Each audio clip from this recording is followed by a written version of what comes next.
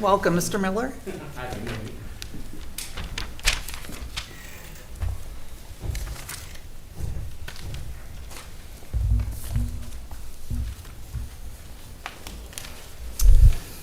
You can start whenever you're ready, Bill. Okay.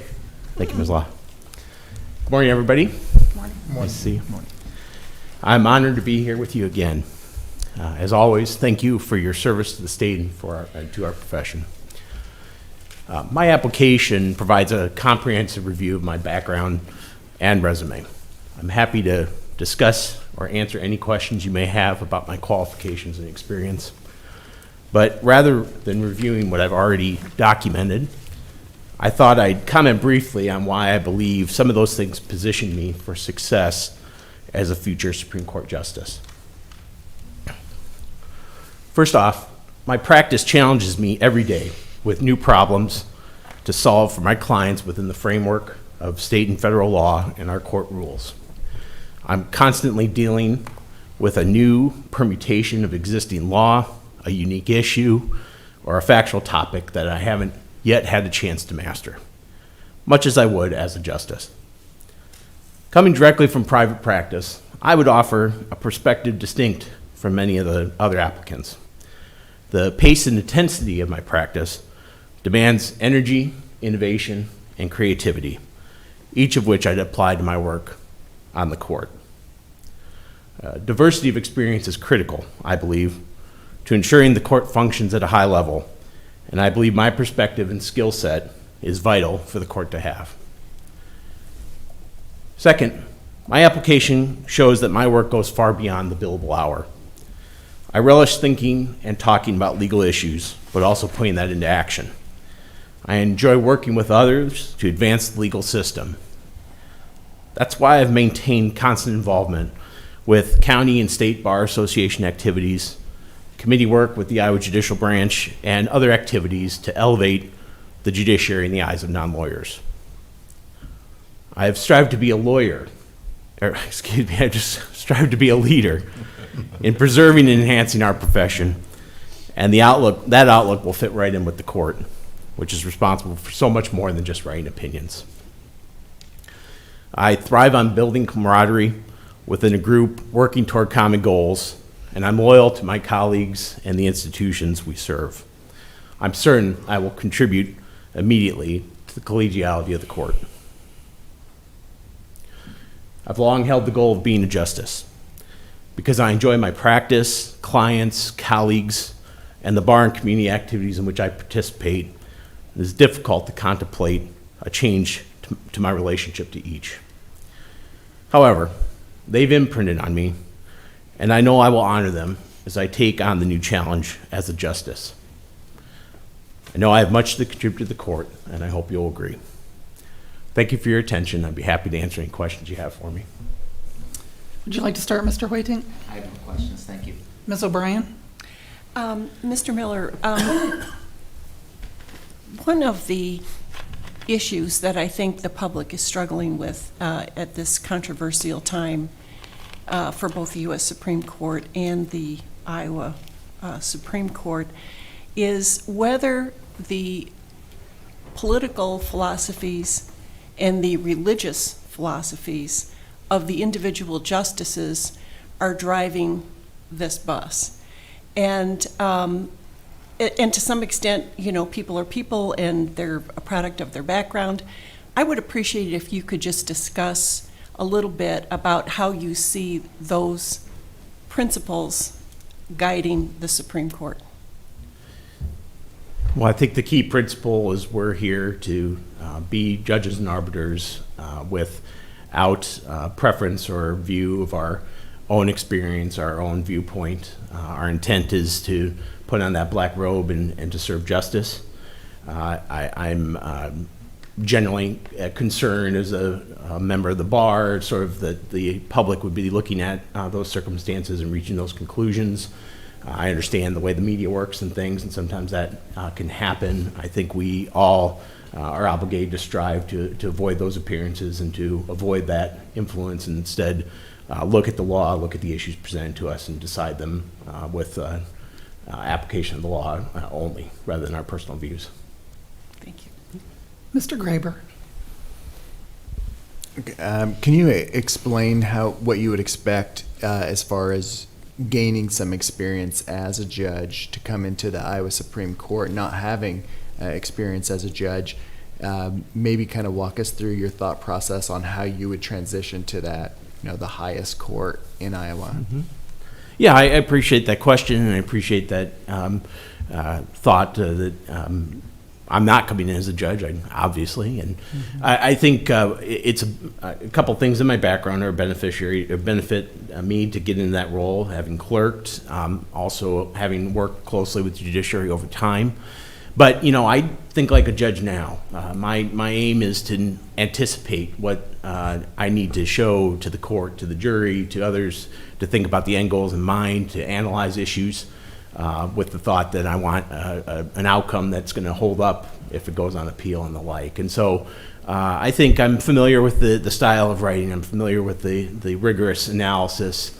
And yes, I suppose there might be some transition as I put on the robe, as it were, but I'm ready to do that. Thank you. Mr. Spees? Thank you, Mr. Miller. Good to see you again. You too. I'm going to follow up a little bit on Ms. O'Brien's question to you. In the past week and a half, a number of colleagues, family members, members of the public have expressed really grave concern about the objectivity of the court and the perception of the court as being a fair arbiter, as you put it. What can an individual justice or what can the court do to address the concerns of Iowa citizens about the objectivity of the court? Yeah. Continue to educate the public, I think, about the role of the courts and the role of our court, to talk about the important process that we undertake, to try our best to dispel the beliefs and, whether merited or not, or if they're myths, to explain the role of the court and its role in the system. I think also to be mindful that there's those type of views, although I think at the end of the day that could risk introducing some other concern that is one of those type of things you want to stay away. You want to be focused again on the law and deciding those cases before. Well, of course, Chief Justice Cady, with whom you were very familiar, was a real pioneer in getting a road show and getting out in front of the public. Do you think that there are ways to enhance that? I think we certainly would have the opportunity to do a little bit more of that, and maybe a little bit more or less rigid, get out of the just going to with arguments, but doing more and more speaking. I commend the court. I mean, I think that's exactly right. We had one point where sort of the court was not talking to the public that much, and now it's just very open. And I think there's that great opportunity to continue that and expand on it. Thank you. Ms. Eklund? Mr. Miller, how would you describe your temperament as it relates to the position of Chief Justice, or of Justice, excuse me? Calm, cool, and collected. I don't go very far off of the norm. I can get worked up a little bit if I need to get worked up, but generally speaking, I think I serve my clients and serve others better if I'm focused and calm and analyze the situation. So I wouldn't expect, and I guess I'd pledge to you, I'm not going to be a showboat. I'm not going to be there to show up anybody to do anything other than to make sure we're getting answers and the view of the case from the parties. So. Ms. Stanger? Thank you. Good morning, Bill. Good to see you. You too. You've been very involved in the bench and the bar for at least our careers. You've had an opportunity to observe what justice looks like and the personalities. What do you think our Supreme Court needs right now to add to that team? What are our weaknesses and what needs to be added? And I suppose, how do you fit that? Well, I think constant infusion of new blood is important and new viewpoints.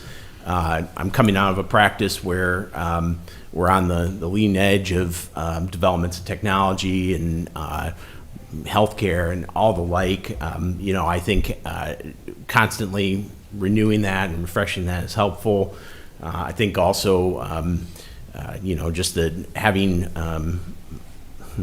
my firm kind of says we have a no jerk policy, and I think that's kind of an important thing for the court to have too. And I'm not going to be a jerk. I'm going to be there to work with my colleagues and serve the greater good and work together towards providing good service to the citizens of the state.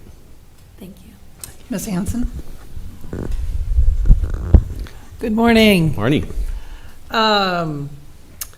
As a member of the Supreme Court, if you would be appointed, it comes with a great deal of stress with what you would take on.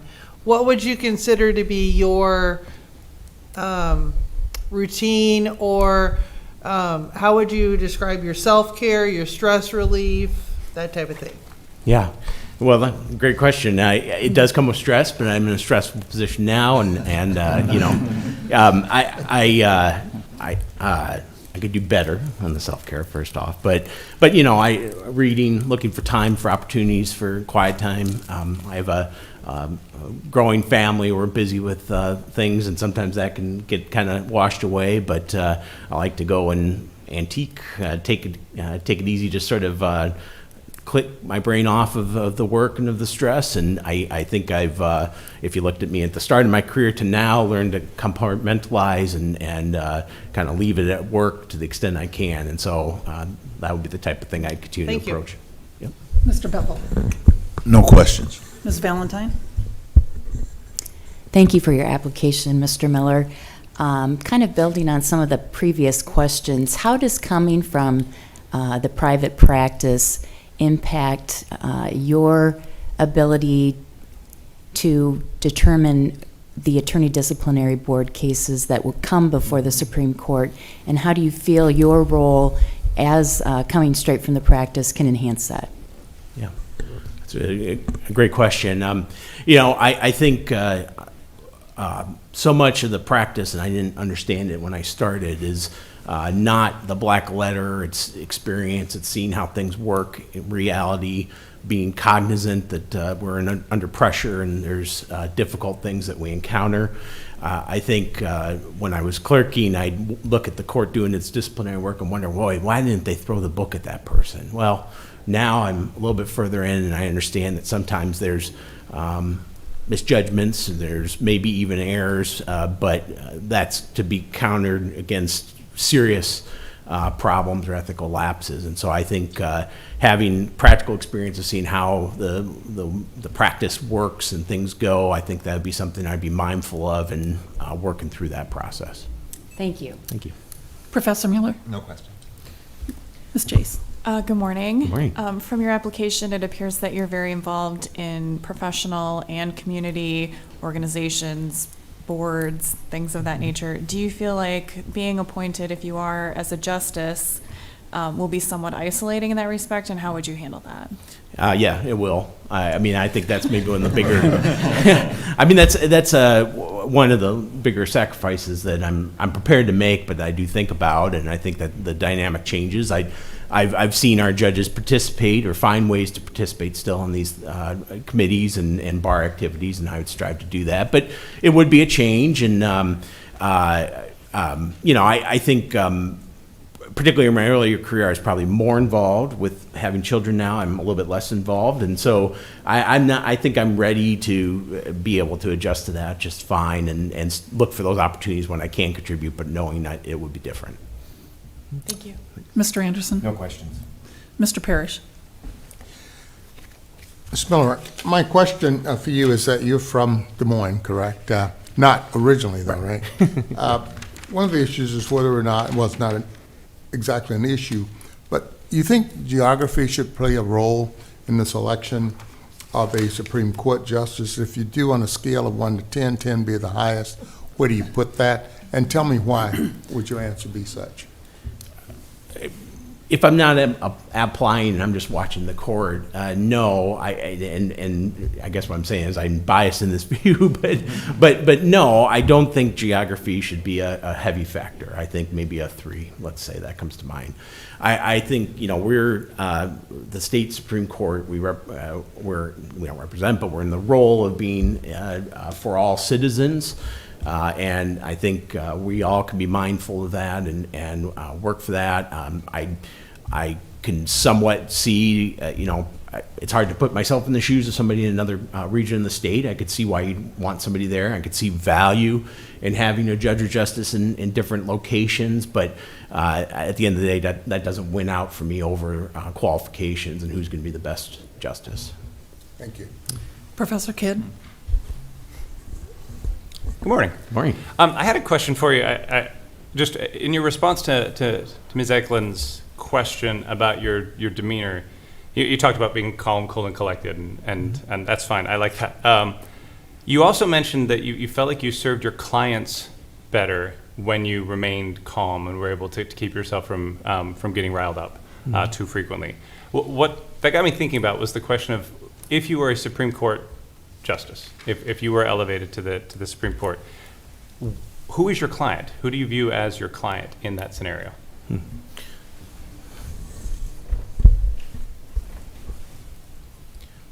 Trying to think of the best one-word answer then. I don't know if there is. Feel free to use as many words as you need. Yeah, I mean, justice. At the end of the day, we are there to get the law right, or to get the ruling, the opinion correct. I think we are, in some ways, the client is the state, but that might not come out the right way. But I mean, we're there as public servants, and we're there to get it right, and follow the law, to get the right ruling. So I guess I'll say justice is my one word. Mr. Gray? Bill, we've interviewed each other a number of times, and every time I bring up the pro bono work you did for the bonobos, and I see you only have about 20 seconds left, so I'll just save my comments for later. Thank you. Okay. Ms. Pearson? I'll just, no comment because of the time. Okay, well, thank you for your application. We wish you the best. Okay, thank you very much. Thank you. Thank you.